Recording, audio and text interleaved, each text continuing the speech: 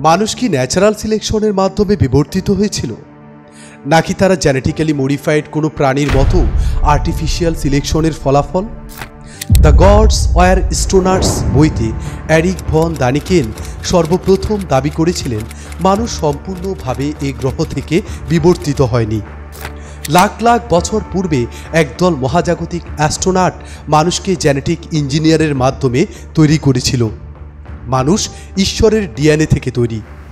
পৃথিবীর বেশিরভাগ ধর্মে বিশ্বাস করা হয় ঈশ্বর মহাকাশ থেকে এসেছিল।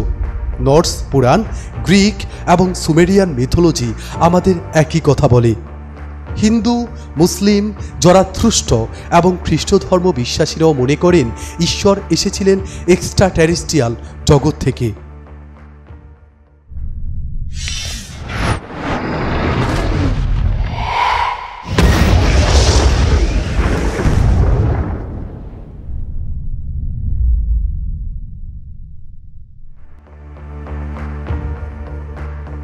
ঈশ্বর মহাবিশ্বের ভিন্ন কোনো গ্যালাক্সি অথবা মাল্টিভার্সের বাসিন্দা। এরিক তার বইতে বলেছিলেন বিশ্বের প্রায় প্রতিটি ধর্ম একটি কমন থিম শেয়ার করে। এর অর্থ হল প্রতিটি ধর্ম একই স্থান থেকে এসেছিল। তাদের মস্তিষ্কে ঈশ্বরের ধারণা সংক্রমণ করেছিল একদল মহাজাগতিক এলিয়েন। 4100 বছর পূর্বে মেসোপটেমিয়ায় সর্বপ্রথম প্রাগৈতিহাসিক ট্যাবলেট পাওয়া যায়। সে ট্যাবলেটে লেখা ছিল মানব সভ্যতার ঈশ্বর আনুনাকির কথা। আনুনাকি এসেছিল তাদের ঈশ্বর আনুর পক্ষ থেকে। পৃথিবীতে তাদের লিডার ছিল এনলিল। এই সময় মানুষ সর্বপ্রথম তাদের ঈশ্বরের ছবি অঙ্কন করেছিল। 3800 থেকে 3200 বছর পূর্বের গিলগামেশ মহাকাব্যেও আমরা আনুনাকির নিদর্শন দেখতে পাই। আনুনাকি ছিল দেখতে মানুষের মতো, কিন্তু তারা সম্পূর্ণ মানুষ নয়। তাদের বিভিন্ন প্রকরণ ছিল। 1976 সালে জ্যাকারিয়া সিসিল দ্য 12 প্ল্যানেট নামক একটি বই লিখেছিলেন। এ বইতে তিনি দাবি করেছিলেন আনুনাকি এক্সট্রা টেরেস্ট্রিয়াল এলিয়েন।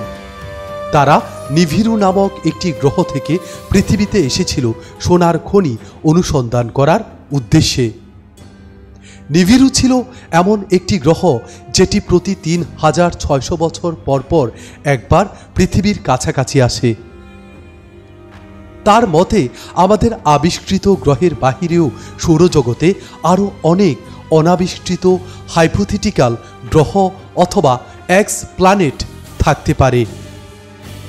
সিসিন দাবি করেন সোনার খনি অনুসন্ধান করতে এসে তারা হোমো ইরেকটাসের সাথে তাদের জিন শেয়ার করে।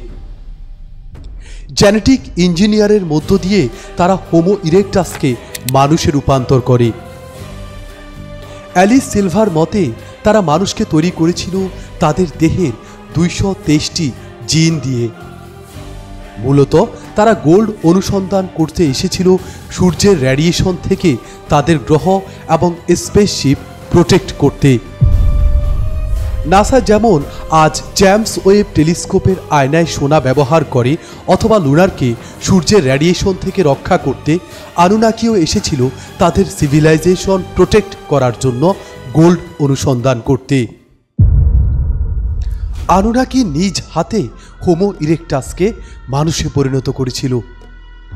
বুক অব জেনেসিসে এ ব্যাপারে আমরা সুস্পষ্ট নির্দেশনা দেখতে পাই। সেখানে ঈশ্বর বলেছিলেন মানুষ আমাদেরই ছবি। বিস্ময়করভাবে ঈশ্বর নিজেকে আমি না বলে আমরা বলছেন। কোরআনে বলা হয়েছে যে ব্যক্তি নিজেকে জানে সে তার রবকে জানে। এখন প্রশ্ন হলো, আমাদের দেহের প্রতিটি কোষে কোষে ঈশ্বরের ডিএনএ। আমরা কি আমাদের ডিএনএ সম্পর্কে জানলে ঈশ্বর সম্পর্কে জানতে পারবো? মজার ব্যাপার হলো 2014 সালে Chris H Hardy DNA of the Gods নামক একটি বই প্রকাশ করেন। সে বইতে তিনি দাবি করেছিলেন মানুষ ঈশ্বরের ডিএনএ দিয়ে তৈরি। মানুষকে গবেষণা করলে তার ঈশ্বরের সন্ধান পাওয়া সম্ভব। আমরা আনুনাকি ডিএনএ পাওয়ার পরই হোমো ইরেক্টাস থেকে মানুষ হয়েছি। এত অল্প সময়ের মধ্যে আমরা কখনোই খাদ্য শৃঙ্খলের চূড়ান্ত পর্যায়ে প্রবেশ করতে পারতাম না যদি আমাদের দেহে ঈশ্বরের ডিএনএ উপস্থিত না থাকত।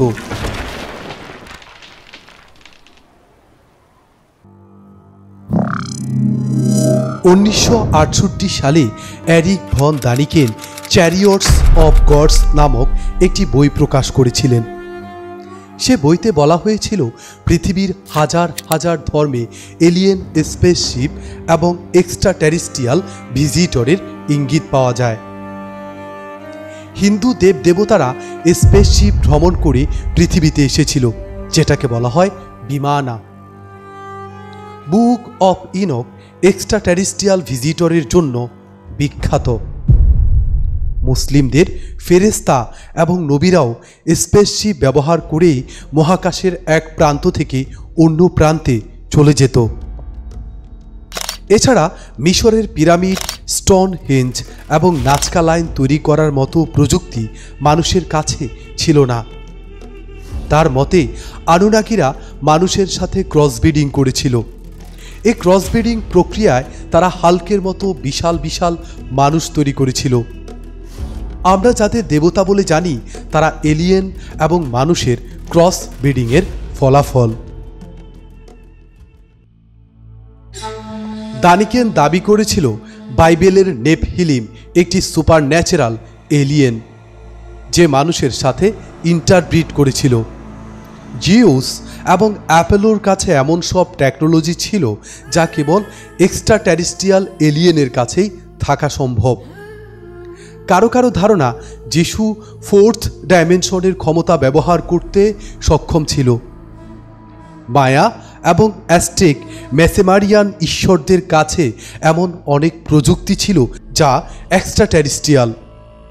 এখন প্রশ্ন হলো, কিভাবে দেবতারা অদৃশ্যের সংবাদ জানতেন?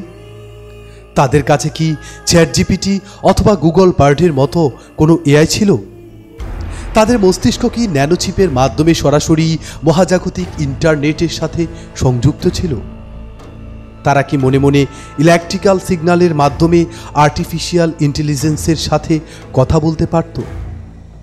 আর্টিফিশিয়াল ইন্টেলিজেন্সই কি এলিয়েনদের মস্তিষ্ককে একটি মহাজাগতিক ইন্টারনেটের মাধ্যমে পরস্পর সংযুক্ত করে রেখেছিল, যেটাকে তারা একত্ববাদী ঈশ্বর বলে জানে?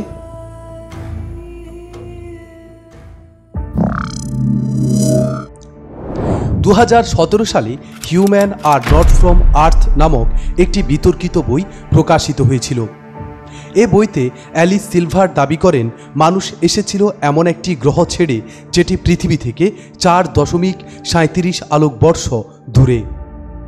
তিনি দাবি করেছিলেন নিয়ান্দারথাল অথবা হোমো ইরেক্টাস আলফা সেন্টোরির একটি প্রজাতির সাথে ক্রস ব্রিডিং করে মানুষের জন্ম দেয়। আবার আরেকটি হাইপোথেসিস অনুসারে মানুষ এসেছিল 17 আলোকবর্ষ দূরের একটি বাইনারি স্টার সিস্টেম থেকে। মানুষ এমন একটি গ্রহ থেকে এসেছে যে গ্রহে দুটি সূর্য, যার ইলেকট্রোম্যাগনেটিক ফিল্ড পৃথিবী থেকে শক্তিশালী, যার মাধ্যাকর্ষ বল আমাদের পৃথিবী থেকে 5% কম। আমরা যে স্টার সিস্টেম থেকে এসেছি সেখানে আমাদের হোম প্ল্যানেট থেকে সূর্যের দূরত্ব ছিল অনেক বেশি, কারণ গ্রহটি ছিল উপবৃত্তাকার। গ্রহটি ছিল সেমিমেঘে ঢাকা এবং বছরের সব সময় সূর্যের আলো ছিল প্রায় সমান। আমাদের পৃথিবী থেকে আমাদের হোম প্ল্যানেটের ঋতু বৈচিত্র্যতা কম ছিল। ঋতু বৈচিত্র্যতা তৈরি হয় যখন পৃথিবী তার কক্ষপথে 23 ডিগ্রি অ্যাঙ্গেলে কাত হয়ে থাকে, কিন্তু আমরা যে গ্রহ থেকে এসেছিলাম সে গ্রহটি তার কক্ষপথে এত বেশি কাত হয়নি, আর সেজন্য সেখানে ঋতু বৈচিত্র্যতা নেই বললেই চলে। আমরা যে গ্রহ থেকে এসেছিলাম সে গ্রহে 25 ঘন্টায় একদিন ছিল। আমাদের পৃথিবী থেকে 40 আলোকবর্ষ দূরে এই ধরনের বেশ কয়েকটি বাইনারি স্টার সিস্টেম পাওয়া যায়, যেমন alpha Centauri A1, alpha Centauri V1, অ্যাপিলসন এরিডেনি, অ্যাপিলসন ইন্ডিপ এবং টাউসেটি ইত্যাদি। 2022 সালে দ্য অ্যাস্ট্রোফিজিক্যাল জার্নালে প্রকাশিত একটি পেপারে বলা হয় আমাদের মিল্কি ওয়ে গ্যালাক্সিতেই 42,777টি বুদ্ধিমান সভ্যতা থাকার সম্ভাবনা আছে। এলিয়েন হাইব্রিড হাইপোথিসিস অনুসারে মানুষের দেহেই 223টি জিন পাওয়া যায়, যা পৃথিবীর আর কোনো জীবের মধ্যে নেই। এই হাইপোথিসিস অনুসারে মানুষের ডিএনএর এই 223টি জিন অসংখ্য বুদ্ধিমান সভ্যতার সমন্বয় হতে পারে। এখন প্রশ্ন হলো, আমরা কি সত্যি বাইনারি স্টার সিস্টেম থেকে এসেছি? হ্যাঁ, আমাদের চোখের সানগ্লাসই প্রমাণ করে আমরা এলিয়েন। একটি কুকুরের চোখে উচ্চ ক্ষমতা সম্পন্ন টর্চ লাইট নিক্ষেপ করলেও সে বিরক্ত হয় না। এদিকে মানুষের চোখ সূর্যের আলো একেবারেই সহ্য করতে পারে না। সূর্যের আলোতে চলাচল করার জন্য তাদের সানগ্লাস এবং সানস্ক্রিন ব্যবহার করতে হয়। এখান থেকে প্রমাণ হয় মানুষ এমন একটি গ্রহ থেকে এসেছিল যে গ্রহে সূর্যের দূরত্ব ছিল অনেক বেশি।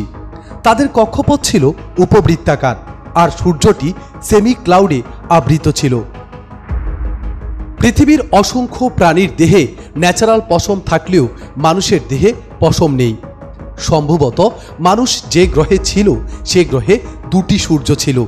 দিন এবং রাত সব সময় সূর্যের আলো উপস্থিত ছিল, আর এজন্য তাপমাত্রা ছিল স্থিতিশীল।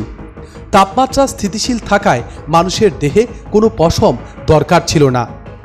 আমরা পৃথিবীর সূর্য থেকে নিজেকে প্রোটেক্ট করার জন্য অসংখ্য আর্টিফিশিয়াল লেয়ার তৈরি করেছি, যেমন আমাদের পোশাক এবং বিশাল বিশাল বিল্ডিং। আমাদের পৃথিবীর প্রায় সকল মানুষের মধ্যে মেরুদণ্ড ব্যথা কমন, যেটি আমাদের কাছে প্রমাণ করে আমরা এমন একটি গ্রহ থেকে এসেছিলাম যে গ্রহের মাধ্যাকর্ষণ ছিল পৃথিবী থেকে কম। এছাড়া মানব নারী সন্তান জন্ম দেওয়ার সময় তার সরু জন্মনালীর কারণে বিপজ্জনক পরিস্থিতি তৈরি হয়। অনেক সময় মা এবং সন্তান দুজনেরই মৃত্যু ঘটে। এর পেছনে কারণ হলো মাধ্যাকর্ষণের ভিন্নতা। আমরা যে গ্রহে বিবর্তিত হয়েছিলাম সেই গ্রহের গ্র্যাভিটি ছিল কম, আর এই জন্য নারীর জন্মনালী ছিল প্রসারিত। আমাদের বর্তমান গ্রহের মাধ্যাকর্ষণ শক্তি বেশি হওয়ায় বিবর্তনের ধারাবাহিকতায় নারীর জন্মনালী সরু হয়ে যায়, যে জন্য প্রতি বছর 3 লাখ মায়ের মৃত্যু হয়। পৃথিবীতে 24 ঘন্টায় একদিন, আর মানুষের দেহের সার্কাডিয়ান রিদম 25 ঘন্টা। এখান থেকে প্রমাণ হয় আমরা যে গ্রহ থেকে এসেছিলাম সে গ্রহে 25 ঘন্টায় একদিন ছিল। ইঁদুর, সাপ, মাছ, পাখি অথবা সরীসৃপ ভূমিকম্পের পূর্বেই ভূমিকম্পের আগাম সংকেত পায়, কিন্তু মানুষ এ ধরনের কোনো সংকেত পায় না। মানুষ যদি মিলিয়ন মিলিয়ন বছর ধরে এই পৃথিবীতে থাকতো তবে তারাও প্রাকৃতিক দুর্যোগের পূর্বে আগাম সংকেত পেত। এখান থেকে প্রমাণ হয় মানুষ এই পৃথিবীর স্থানীয় কোনো জীব না। একটি মাছিও কোন খাবারে ফরমালিন আছে সেটা সেন্স করতে পারে। মানুষ কোন খাবারে ফরমালিন আছে বা নেই তা খাওয়ার আগে সেন্স করতে পারে না। এখান থেকে প্রমাণ হয় মানুষ পৃথিবীর স্থানীয় কোনো জীব না। তারা যদি এই গ্রহের স্থানীয় জীব হতো তবে তারা অবশ্যই এই গ্রহের কেমিস্ট্রি ফিল করতে পারত। মানুষ জিপিএস সিস্টেম ছাড়া পথ চলতে পারে না। তাদের মস্তিষ্কে ইলেকট্রোম্যাগনেটিক ফিল্ড বোঝার জন্য স্পেসিফিক নিউরন থাকার পরও তারা ইলেকট্রোম্যাগনেটিক ফিল্ড ব্যবহার করে পথ চলতে পারে না। তারা রাস্তাঘাট ভুলে যায়, চোখ ছাড়া তারা অন্ধ। অন্যদিকে পাখি, কচ্ছপ এবং ব্যাকটেরিয়ার পক্ষেও ইলেকট্রোম্যাগনেটিক ফিল্ডের সাহায্যে পথ চলা সম্ভব। প্রশ্ন হলো, কেন মানুষের মস্তিষ্কে ম্যাগনেটিক সেন্সরের পরিমাণ কম? এর উত্তর হলো, মানুষ যে গ্রহ থেকে এসেছিল সেখানকার ইলেকট্রোম্যাগনেটিক ফোর্স ছিল শক্তিশালী, আর এজন্য সে গ্রহে তাদের এত বেশি ম্যাগনেটিক সেন্সর দরকার ছিল না। মানুষ বিভিন্ন সিজনাল রোগে আক্রান্ত হয়, যা প্রমাণ করে তারা যে গ্রহ থেকে এসেছিল সেখানে তেমন কোনো সিজনাল পরিবর্তন ছিল না। মানুষ খুবই ডিস্ট্রাকটিভ। তারা 10,000 বছরে পৃথিবীর 30,000 প্রজাতির জীবন বিলুপ্ত করে দিয়েছে। তারা যদি এখানকার স্থানীয় জীব হতো তবে তাদের পক্ষে কখনো এই কাজ করা সম্ভব ছিল না। তারা বন জঙ্গল নিধন করেছে, পরিবেশ দূষণ করেছে এবং পৃথিবীর আবহাওয়া ও জলবায়ু আশঙ্কাজনক পর্যায়ে ক্ষতিগ্রস্ত করেছে। এটা একমাত্র কোনো ইনভ্যাসিভ প্রজাতির পক্ষেই সম্ভব। মানুষের বিপক্ষে পৃথিবীর কাছে কোনো ডিফেন্স মেকানিজম নেই, কারণ পৃথিবী মানুষকে এখনো জানে না। হুট করে কোথা থেকে একটি এলিয়েন জীব এসে তার বায়োডাইভার্সিটি ধ্বংস করে দিচ্ছে, এখনো সেটা পৃথিবী সঠিকভাবে বুঝে উঠতে পারেনি। এই জন্য পৃথিবী মানুষের বিপক্ষে নিয়ান্দারথাল অথবা ডেনিসোভানদের মতো কোনো প্রতিযোগী প্রাণী উন্নত করার সুযোগ পায়নি। এখান থেকে প্রমাণ হয় মানুষ এই পৃথিবীর আবহাওয়া ও জলবায়ু, প্রাণী ও উদ্ভিদ কোনো কিছুকেই তার আপন মনে করে না। সে এখানকার আবহাওয়া ও জলবায়ুর সাথে মিলিয়ন মিলিয়ন বছর ধরে অপরিচিত। এই জন্য মানুষ পৃথিবীতে খুবই একাকিত্ব এবং অসহায়ত্ব বোধ করে। তার কাছে পৃথিবীকে খুবই প্রতিকূল এবং অসহনীয় মনে হয়। এই পৃথিবীর প্রতি তার কোনো ভালোবাসা নেই। সে নিজের প্রজাতির উপর নিজেই আক্রমণ করে। তার নিজের চিন্তাভাবনার উপর তার কোনো নিয়ন্ত্রণ নেই। এই গ্রহে সে খুবই আত্মঘাতী একটি জীব। সে বুঝতে পারছে না এই গ্রহটি ধ্বংস করে ফেললে সে বিলুপ্ত হয়ে যাবে। তার মন পড়ে আছে 40 আলোকবর্ষ দূরের আলফা সেন্টুরিতে। জেনেটিক্যালি মানুষ পৃথিবীর ইকোসিস্টেম থেকে বিচ্ছিন্ন, যে জন্য সে মনে করে সে ভুল সময়ে এবং ভুল গ্রহে জন্মগ্রহণ করেছে। একটি হাইপোথিসিস অনুসারে পৃথিবী হলো একটি গ্যালাকটিক কারাগার। এখানে মানুষকে শাস্তি দেওয়ার উদ্দেশ্যে পাঠানো হয়েছে। তারা যদি তাদের আগ্রাসন এবং হিংস্রতা থেকে মুক্ত হতে পারে, তবে তারা প্রযুক্তিগত উন্নয়নের মাধ্যমে সবার সম্মিলিত প্রচেষ্টায় তাদের মাতৃগ্রহে ফিরে যেতে পারবে। মানুষের বুদ্ধির কাছাকাছি পৃথিবীতে আর কোনো জীবনের অস্তিত্ব নেই। পৃথিবীর অন্য সকল প্রাণীর বুদ্ধি মানুষের সামনে একটি তুচ্ছ ব্যাকটেরিয়ার সমান। অ্যালিস সিলভার মনে করেন মানুষের এই অতিমানবিক বুদ্ধিমত্তা এলিয়েনদের পক্ষ থেকে এসেছে। এটা সে পৃথিবী থেকে প্রাকৃতিকভাবে পায়নি। মানুষের বুদ্ধি আজ মানুষকে ধ্বংসের ধার প্রান্তে নিয়ে এসেছে।